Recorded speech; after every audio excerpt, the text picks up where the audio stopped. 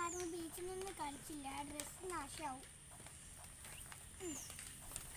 ബാക്കിയെല്ലാം കണ്ടതാണ്. കടന്ന് ബീച്ചെല്ലാം കണ്ട് ലാസ്റ്റ് ഇവിടെ